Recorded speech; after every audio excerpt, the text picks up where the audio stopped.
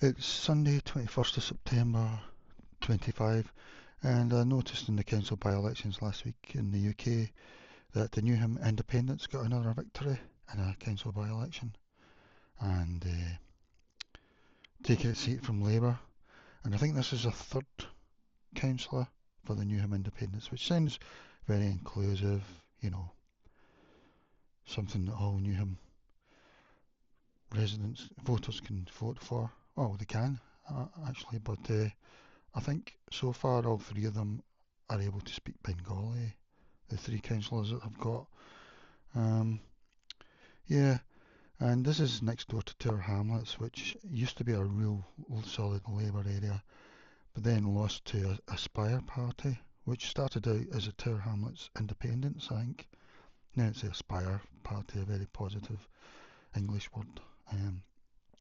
I think all their councillors can speak Bengali as well. Um, so really, all these areas, they were Labour. Is this how concentrated areas that have changed quite a lot are going to go? In a way, we're not allowed to predict these sort of things, you know. Over the decades, Labour have always been there to say to the British, if you vote for certain parties, you are the R word, etc. I'm guessing they're not going to say anything about, well, you know. So, yeah. And then there was a lot of, Keir Starmer was criticising the big demonstration in London last week. He was there to well, he wasn't there personally, but he's tweeted criticising the demonstration and that.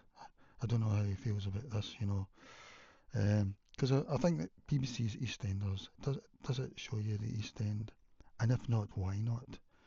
Couldn't the couldn't the people in charge of EastEnders on the BBC be under investigation? You know, because they don't seem to be reflecting the East End really. I would say, I don't know. I've not watched it for decades, EastEnders, you know. But yeah, just looking at this, the Newham Independents. So we've got the Aspire Party in Tower Hamlets. I think they've got about 23 councillors. I had about 24, something like that. They sort of started having victories around about 2021, I think. Apparently in Newham, I've been having independents. I've been having success since July 23.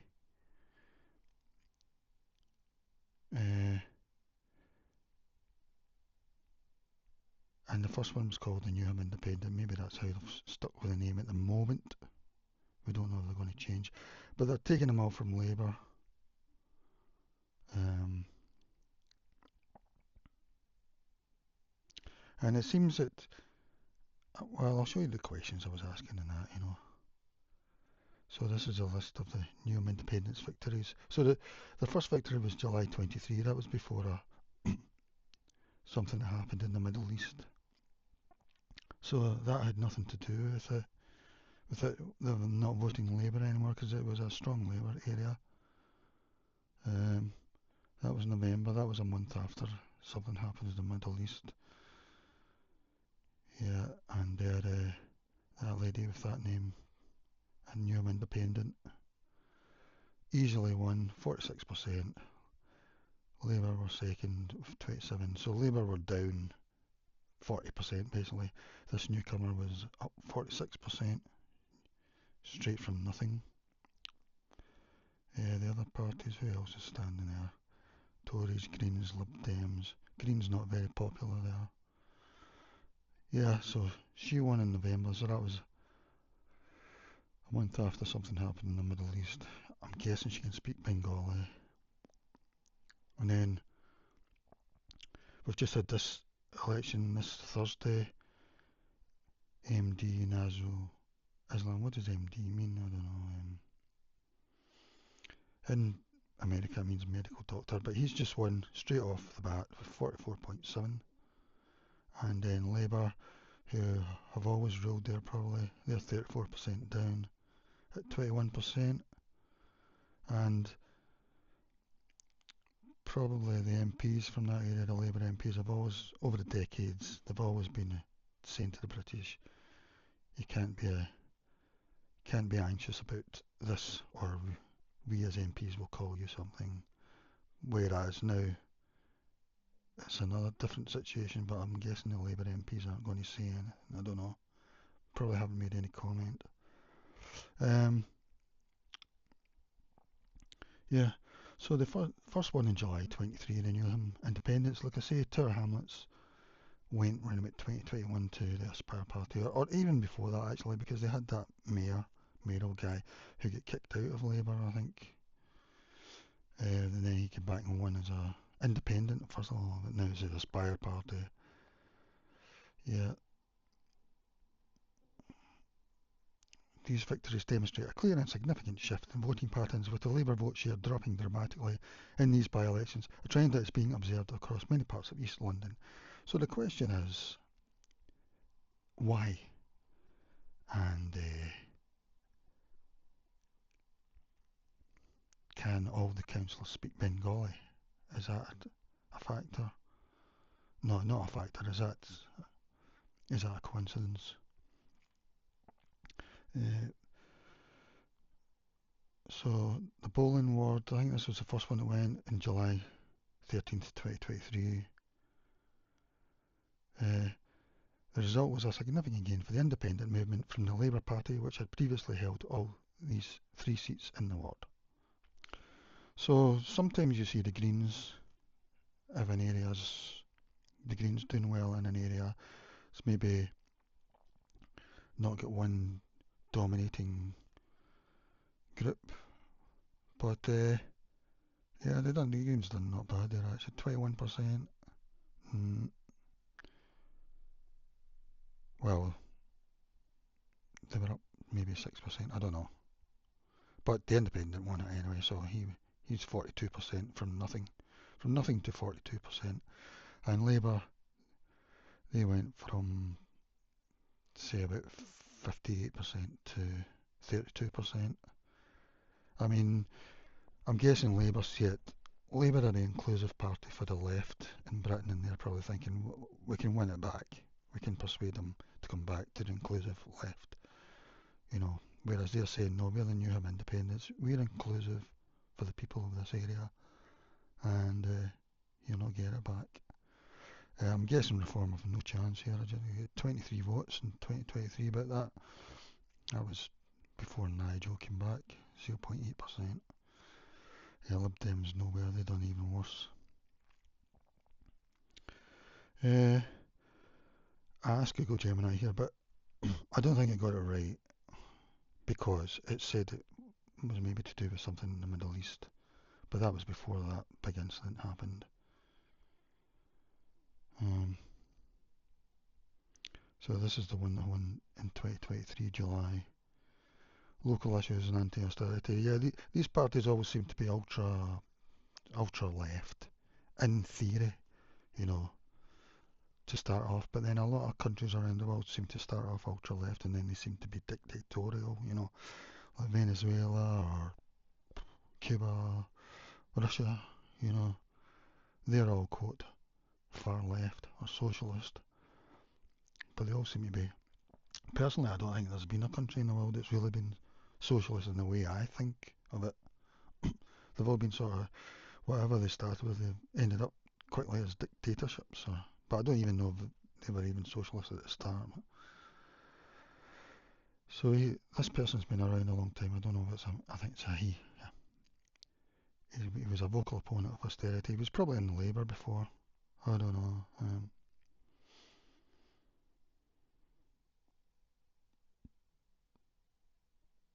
He wants no redundancies for council workers.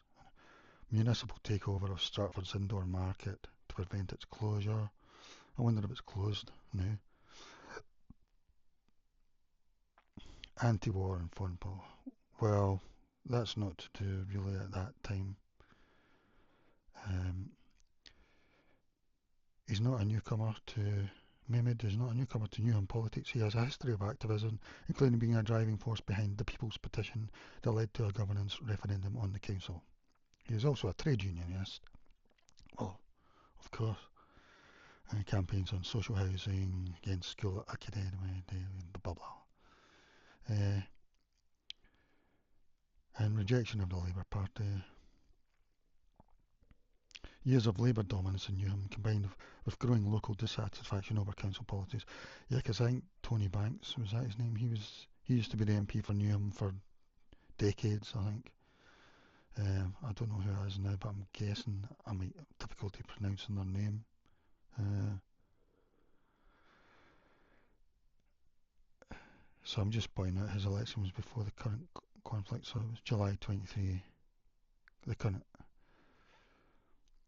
The major escalation in the conflict began on April on that date, and he was July 13, so he was several months before.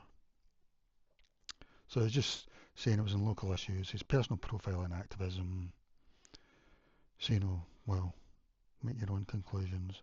General rejection of the Labour Party.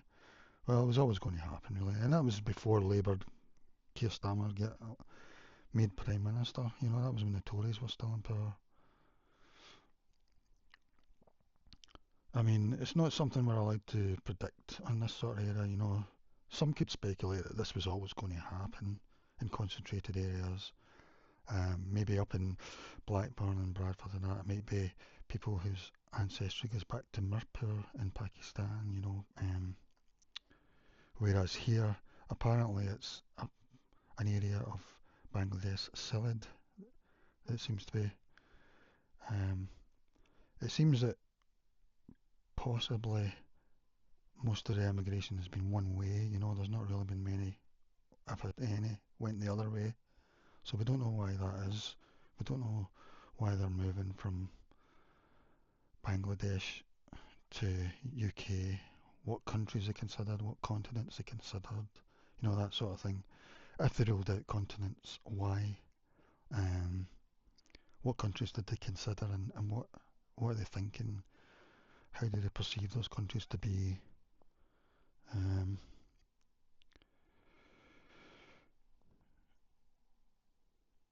so this is from the 2021 census, so that's out of date because with the Boris wave since then, which were the biggest changes ever, in 2023 I think 1.3 million people came, most of them from outside the EU. They're just waiting to become British at the moment. Just usually Labour and Conservative make them British after 5 years. And then we've got the ones that came over in 2021, they're just waiting till New Year's Day to be made British, which Labour will probably do, I think, the way it's. Katie Lamb, the Tory MP, keeps mentioning that they should delay it at the moment. Advance UK said they would halt it altogether, but Katie Lamb says they should thing it, but nothing's happened. I don't think anything's happened so far. So this July 23 ward, um, the largest group is Bangladeshi, about 20% I've seen. But others are South Asian. Yeah, I just asked for tables. So here's the Bowling ward. It's saying 45%, then 36% that group. That's probably a way down that group now because of the Boris waves and the Rishi waves. That might be like 30% now or something, or even less. Then other groups 14%, so very changed area. And then the Plaistow North Ward, again this will be way out of date, but 47% main group. The second group's probably under 20% now, I would imagine. That group's probably increased a bit. The other groups have probably all increased. Plaistow South, 35%. Second group's probably down to 30% or something now. So very changed.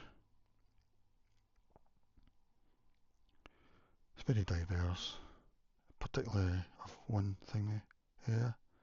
And so you've got the Newham Independents in Newham, and in the neighbouring area of Tower Hamlets, you've got the Aspire Party who are totally dominant. I think they've got about 23 councillors. I think it used to be totally Labour. I think I bet any of them were councillors before they were probably Labour councillors. And I think the other councillors at the moment, I think there's about 23, are not Aspire Party. But I would imagine as elections go by, there must be. We could speculate that they'll get re- replaced by Aspire as well, really, Aspire councillors.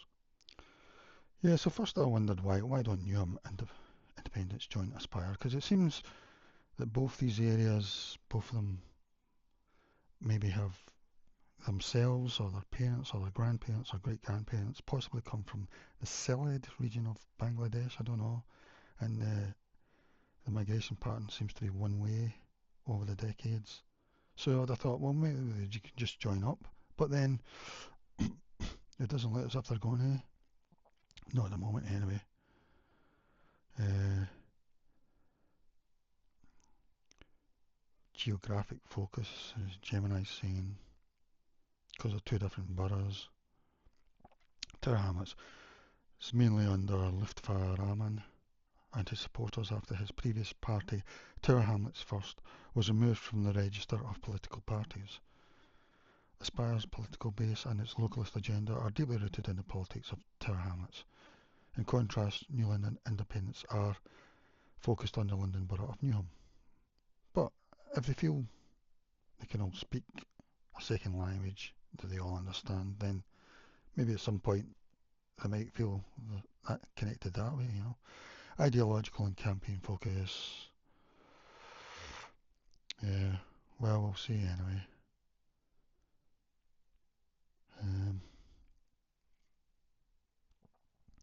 Because Aspire seems to be all about this gentleman who's the mayor and his specific policy agenda.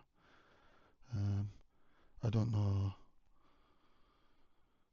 political structure and independence. So they've chosen to run as independents rather than under a formal party banner. So they're doing the same as Jeremy Corbyn at the moment with his five friends. I don't know if Sarah Sultana's a friend now. I think she'll be getting kicked out that group. So this is what they're doing as well. They're sort of just agreeing when they agree, really, you know. This gives them flexibility and allows them to appeal directly. So they're not actually a party, they're just all working together where they agree. Aspire, on the other hand, is a registered political party with a formal leader, Lutfur Rahman, and a more traditional party structure. The decision to remain independent is a core part of Newham Group's political identity, controversy and reputation. Aspire and its leader have been the subject of significant controversy, including a past court ruling that found Rahman personally guilty of corrupt or illegal practices. Well, he has been re-elected and his party has held control of Tower Hamlets Council. This history may be a factor for other independent groups. The Newham Independents, by remaining separate, avoid any direct association with these past events and can maintain their own clean slate. So we'll see how it goes. Anyway, do they both have the same voter base? Both Aspire and Tower Hamlets and the Newham Independents draw heavily from the local this group of community, particularly those of Bangladeshi or Pakistani heritage, because both have a high population. Among the highest proportions residents in the UK, that's Newham, I think I'm talking about. Tower Hamlets, in particular, has the largest Bangladeshi population in the country, and a significant portion of its overall population is religious, of that religious group. Newham's the same, really. High concentration of residents of Asian origin, including shared political issues. Yeah, because they're both very far left, you could say, in theory. I don't know. And rejection of the Labour Party, yeah. So that's, you could say, in a way, the Labour have always been there for them. They've always been there to call others names who have maybe been a bit anxious about the way the areas are changing. And now Labour, well, that's them out of power for the first time in these places. I'm guessing Labour reckon they can win them back. It's up to you if you think they've got a chance of winning them back. If not, why not? They were both Labour strongholds.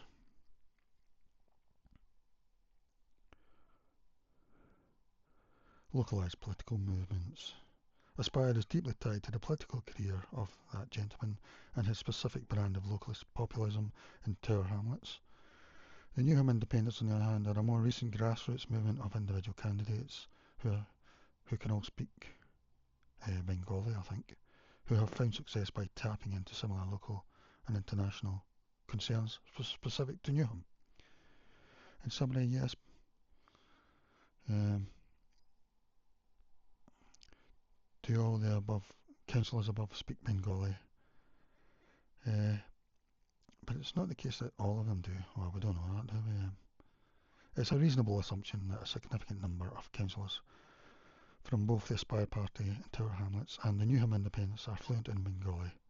Here's why. Voter demographics. Candidate background. The names of many of the councillors for both parties, I think all of them actually from what I've seen, are common Bengali names, suggest a Bangladeshi or South Asian heritage. For these individuals, Bengali is likely their mother tongue or a language they speak fluently. Mr. Rahman was born in Bangladesh and is of Bengali heritage. Political strategy. Being able to speak the language of a large portion of your constituents is a significant political advantage. Diversity of candidates. While the core support base is similar, both groups may also have candidates from other backgrounds. Well, I would need to see that. I mean, from what I saw of the leaflet for Tower Hamlets, it didn't look that way. I think there was one female councillor, and I think the mayor posed with all the gentlemen for their photo, but not the female. I could be wrong on that. You'll need to check that.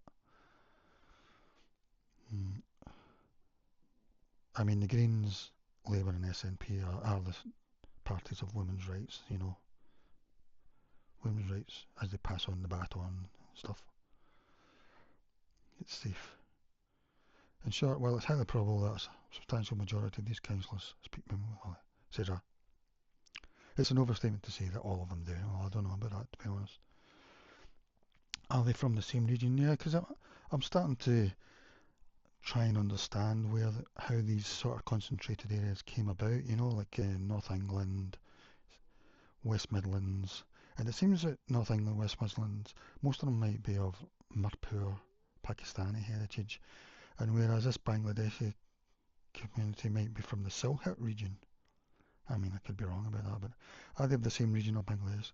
I mean, in a debate they could say I'm very ignorant, but then has it suited them over the decades? That's the other question you need to ask yourself. Come up with your own answer. Has it suited them for the British to not know the situation? You know, the vast majority of British Bangladeshi, particularly those of London's East End, trace their origins to the Sylhet region of Bangladesh. So we don't know why they want to leave. I don't think you can be a refugee from that area because it's not a war or anything. But it seems that the population has increased greatly over the decades. We don't know why they want to leave Bangladesh, you know, we don't know. This is historically significant fact written in patterns. Many of the first waves were sailors, I don't know about that, arrived in London through the docks and Tower Hamlets public. Yeah, well, possibly. I mean, if you're talking about 1948 and that, then maybe that's when Labour got in and created a rule or whatever, a new law. And then this established a chain migration effect where a successful would encourage family and friends from their home village or district to come to the same area. As I understand it, that's how it happens. It's villages and things, because you remember you've got cousin marriages and things as well. So clans are really very tight, you know.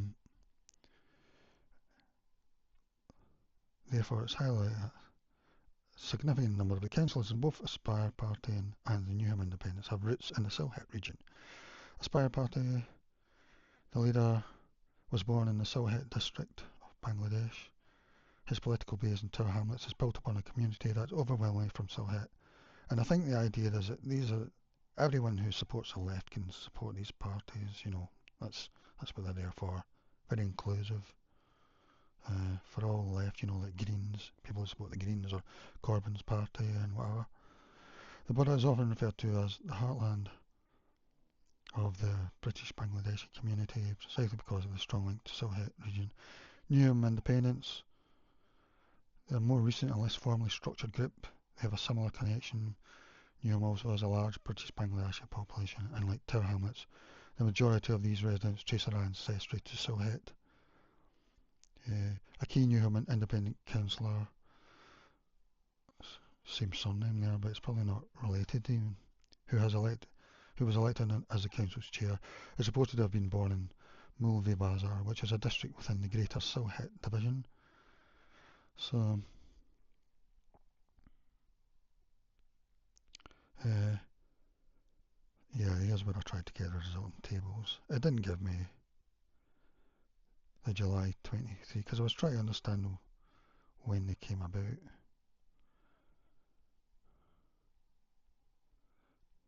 That's about it, really. I just thought it's interesting, This is where, Labour and the left were the party, inclusive party for everyone who wants to vote left. It looks as if Newham and Tower Hamlets might have split away from that. Labour and the left were always a party who were anti, against, what did they call them? They call them fascists and things like that, that sort of thing. They still are, still talk that sort of violent way, really, violent imagery and stuff, yeah, but it looks as if Labour have lost these seats, and you can only speculate that Labour will reckon they've got a good chance of getting them back, Anyway, so we don't know if that's how the way the left's going to go. We don't know if that's going to have an effect on women's rights and stuff. I mean, we're supposed to work in the theory that women's rights are really secure here, and they're just going to go more to the left over the decades. That's what the left have taught us,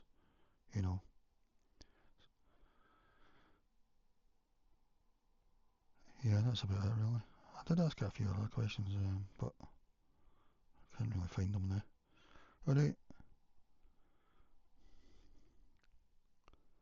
yeah, so there you go. Personally, I think if you vote Labour and that, this might be the way things go, but if you're worried about it and you vote Greens, Labour or SNP, I would say you should vote a protest vote, single issue protest vote, vote reform in council by-elections, any election. Use the electoral system as a single issue protest. If you're worried, if you're not worried, just keep voting the way you're voting. Labour, SNP. I think anyone coming over to become British would say to the people of Britain, those who have been here for many generations, please vote Labour. Keep voting Labour, SNP, Greens, etc. We don't mind too much if you vote Tory, but don't vote Reform, even though they're very soft on this issue at the moment. Although Reform are getting harder because of, I think, Overton window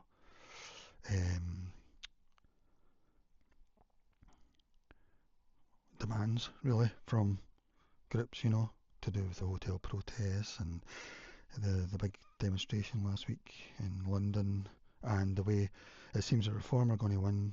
Personally, I think Reform are going to win all the Labour, SNP, Greens seats, unless it's really impossible for them because of one reason. But I think that's how it's going to go, and they'll win all the Tory seats, of course. I mean, I'm not even thinking of Tories now, because I'm thinking they're going to win all the left seats. Alright, that's all for now. So that's all you can do at the moment. I would say advance or better. I don't believe in the electoral system. I believe in the Swiss electoral system where you vote on issues rather than for party hampers. But you've got to use the system as it is. I think we should just be voting on that single issue now, really. Because it's either going to be utopia, you're allowed to say that on the internet, etc. The opposite of that would be anarchy, and you've personally got to use your own brains. If you think it's utopia, you can tell everyone there's no problem, If you don't, I would say vote for him or whatever, you know. Okay, that's all for now. Bye bye.